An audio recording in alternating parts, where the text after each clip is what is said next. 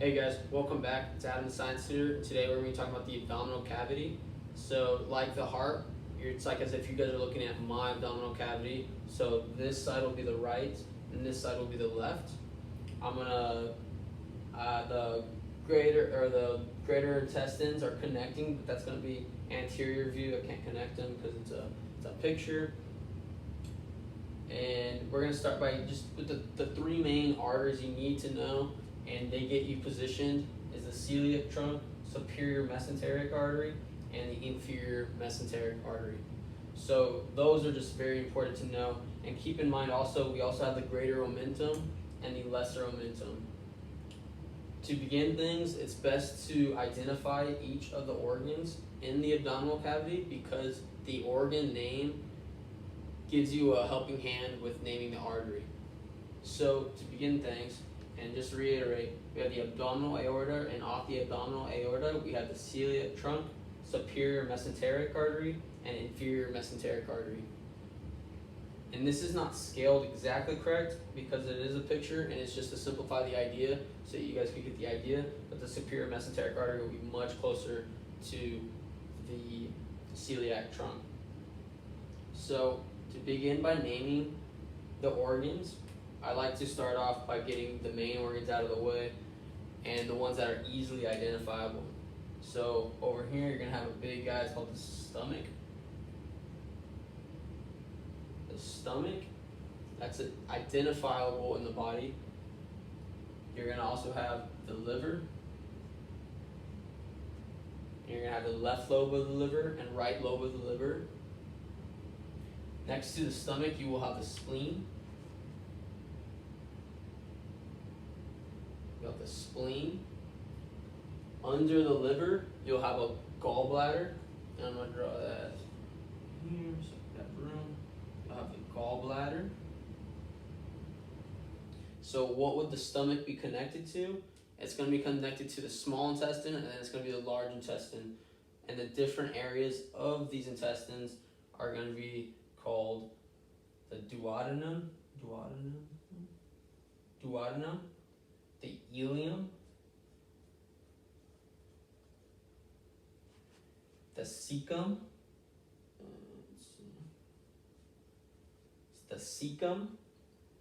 that's the small intestine. Now we're going to start going into the large intestine, and this is going to be called, it's ascending, so the ascending colon. The ascending colon because it's coming up, and remember, like I said, they're connecting posteriorly. There's the anterior view of the anterior view of the abdomen. Come across here, and then we will have it's coming down. So we're gonna have the descending colon. It's gonna wrap around, and you're gonna have your sigmoid. Your sigmoid, and then the bottom, what most people would realize, is the rectum. So you're gonna have your rectum right here. Cool. So these names, and we're also gonna have the bottom of the stomach just to fill in the gaps, which we don't have. The pylorus, so part of the stomach, it's what's gonna dump into the duodenum to start the small intestines, and then we have also the esophagus right here. Cool. Okay, I think I got all of them down. Yeah, gallbladder right here. Oh, one more right here. Off the cecum, there's the appendix. So we got the appendix. Okay, cool. So we got all the organs named, and this is going to help us. -1. We have 2 left. Sorry about that. We're going to have the pancreas right here. Pancreas is a very odd looking organ, and it's going to rest under the stomach. And then right here I drew it dilated because it's sitting posterior to everything we've drawn, and that's going to be your kidney. And we have a left and right kidney. Cool, okay. Now I think we got everything settled. Okay, so we have all our organs, and it's a big deal, but these organs are going to help us name all the arteries. So let's start off with the celiac trunk. The celiac trunk is the main branch off the abdominal aorta, and there's going to be 3 main arteries coming off the celiac trunk. So let's just name the celiac trunk. Celiac trunk. So this one is coming off the abdominal aorta, and it's going to the left side of our body to the stomach. The stomach, its nickname also is the gastric, so it's going to be the left gastric artery. So right here we're going to have the left gastric artery. So coming off the celiac trunk, we have the left gastric artery. Another branch off the abdominal aorta and off the celiac trunk will be our splenic artery, and the splenic artery is easily recognizable with its coils. So it's going to be the splenic artery. And it's splenic because it's attaching and supplying blood to the spleen. It's crossing up over the stomach. It's not attaching anywhere on the stomach. And then our third branch off the celiac trunk will be our common hepatic. Common hepatic artery. And hepatic is short and another nickname for the liver. So I'm going to write these down here. Liver, hepatic, stomach, gastric, splenic, or spleen, splenic. Cool, so we have our three arteries off the celiac trunk. The common hepatic artery, the left gastric artery, and the splenic artery. So let's come over here to the liver and see what supplies the liver and what else comes off now the common hepatic artery. So immediately off the common hepatic artery, you're going to get the proper hepatic artery. And that's going to be kind of right in here. You're going to get the common hepatic artery. The common hepatic artery is going to feed off and go into the cystic artery. Cystic artery. So cystic is for the gallbladder. Cystic. And it's going to supply the gallbladder. And then we're going to have the left and right hepatic arteries. So I'm going to put it right here, and it's hepatic arteries. So right hepatic artery, left hepatic artery, which makes sense because it's supplying the liver. Cool. So we got rid of now all the things off the common hepatic artery. Off the proper hepatic artery, however, we're going to have one more, and it's going right to the stomach. So what could it be? It's supplying the stomach. We have our left gastric artery already. It's going to be the right hepatic artery because it's supplying,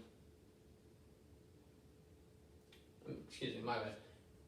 It's going to be the right gastric artery because it's supplying the stomach. It's the right gastric artery. So when you now have the left gastric artery and the right gastric artery supplying the stomach. Cool. So now we've taken care of most of these guys. Now let's come over to the spleen, or let's go to the left gastric artery because it has one extra attachment, and that's going to be, so code for this is esophageal. And we're going to have the esophageal artery, which is going to supply the esophagus. So now let's come over to the splenic artery, which was our third artery from the celiac trunk. And we're going to have two little guys coming off. One's coming up top, and it's going to be called the short gastric because we're at the stomach branch, or branches, because usually they have a lot of branches. We also have one that's coming all the way around here, and it's on the stomach. And remember when I told you that there's a greater omentum over it? So this is going to be our, and I'm going to get rid of the kidney right quick because it is behind. We're going to be talking about the anterior. So this is going to be called the left gastro because we're dealing with the stomach.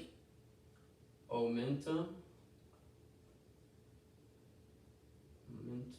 artery. So we have the left Gastro-omental artery, and that's coming and supplying all the stomach, and it's going to also feed off into the omentum, the greater omentum. Cool. So we took all these already, and we already kind of walked you through. So remember spleen, we're going to have a nickname for splenic.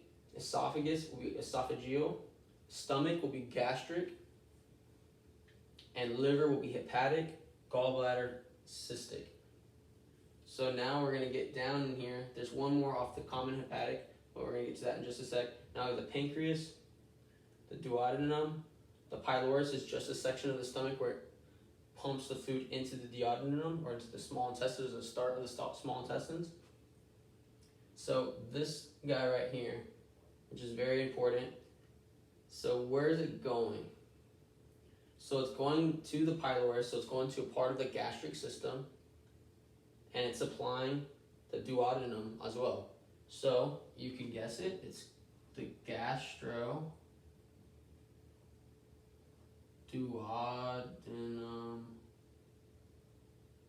Artery.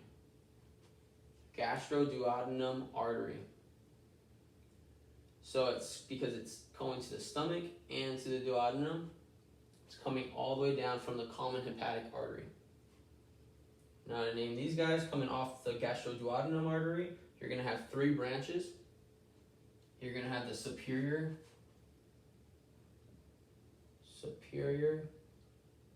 duodenal artery, superior duodenal artery, which will be the top and superior of the duodenum. It's going to supply the duodenum. And we're going to have 2 other guys right here next to the pancreas. And this guy's going to be posterior. So I'm going to now erase kind of the pylorus. Just need a little bit more room. And these are going to be called the superior. And this is the anterior and posterior. So anterior if it's the anterior one, posterior if it's the posterior one, but superior pancreatico duodenal, because it's next to the duodenum. Duodenal artery, or arteries. So superior pancreatico duodenal, because it's coming off the duodenum into the pancreas, and superior. And what does that mean if it's superior? Well, it's on top of another pancreatico-duodenal artery, which we'll get to in a sec, which comes off the inferior or superior mesenteric artery. So we've got the superior pancreatico-duodenal artery. We have one more coming off the gastroduodenal artery, and it's coming right here. It's just below the right gastric artery, and that's going to be also next to the omentum. So what could it be? Well, it's the right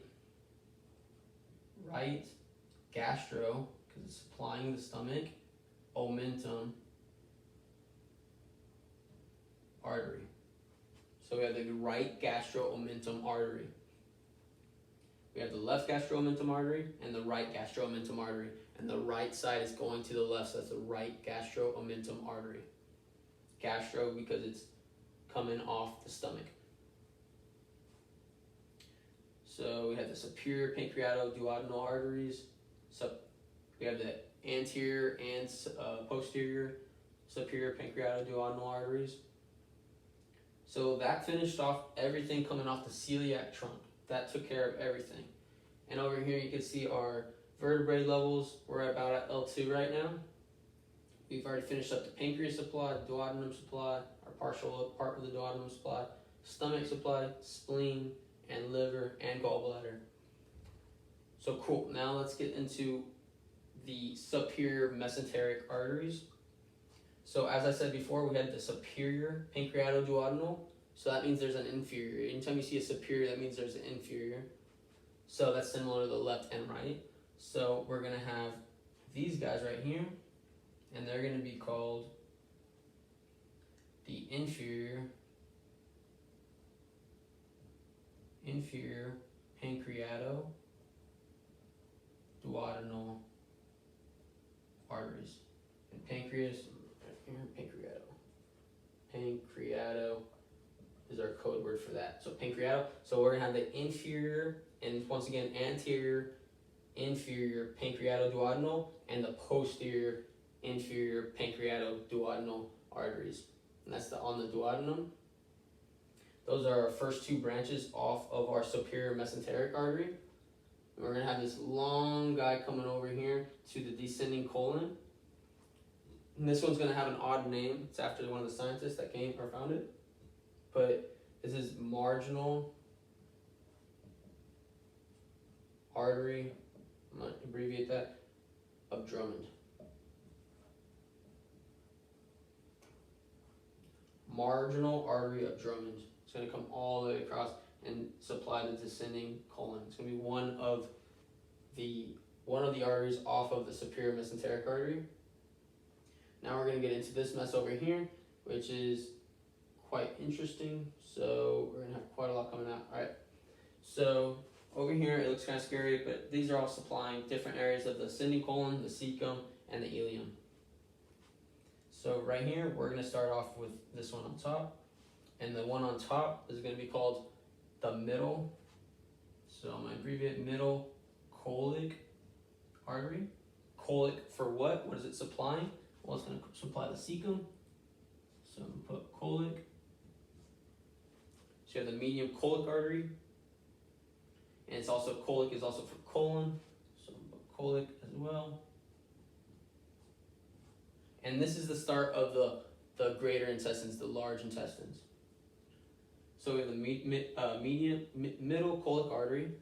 And I know you think it should be in the middle, but it is not. That's not how it works. And I guess it could be in the middle if we talk about this one in just a sec. And then we have this one in the middle, which is the right colic artery, or the right colic artery.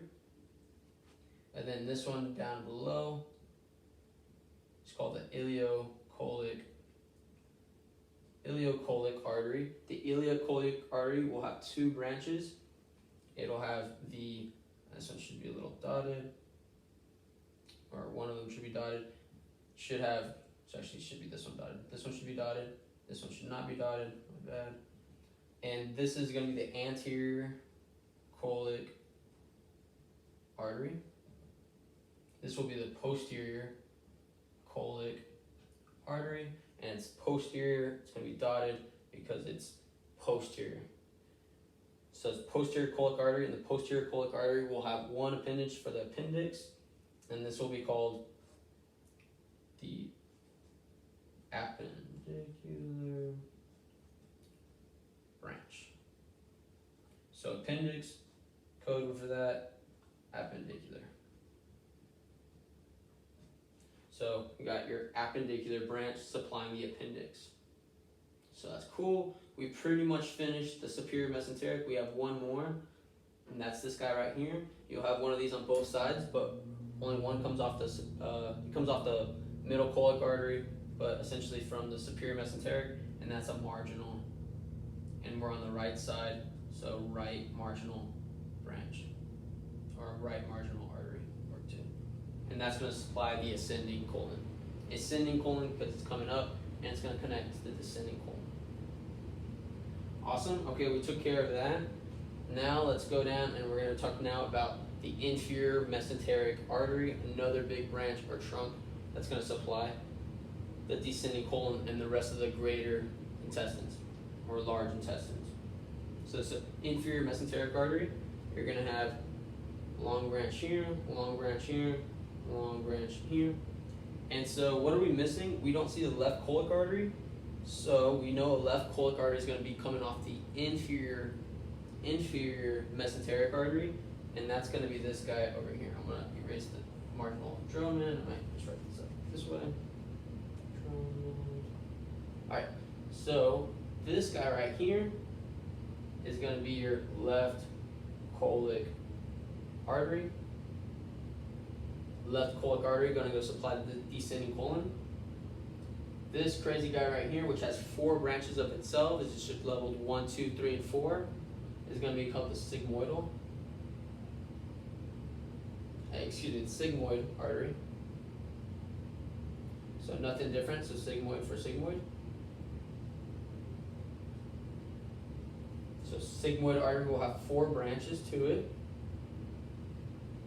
And you see this guy right here. I told you that there's a right marginal artery, so that means there needs to be a left marginal artery too. So bring it up across. You're gonna have left marginal artery. That's gonna supply the descending colon. And then we have, now we're getting into our rectum. So our greater intestine is our larger intestine. You know it's coming close to the anus. It's about to expel its food. We're gonna have a supplier of the rectum, and it's gonna be called the superior rectal artery.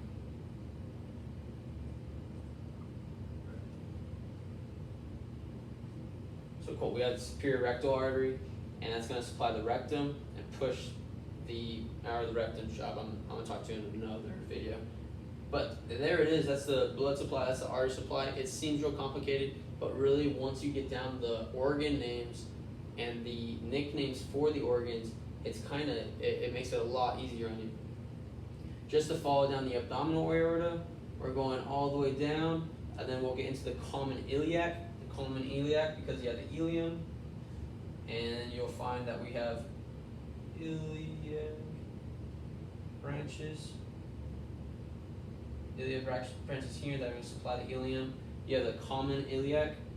Common iliac will split, and you'll have the internal iliac. So you have a common iliac,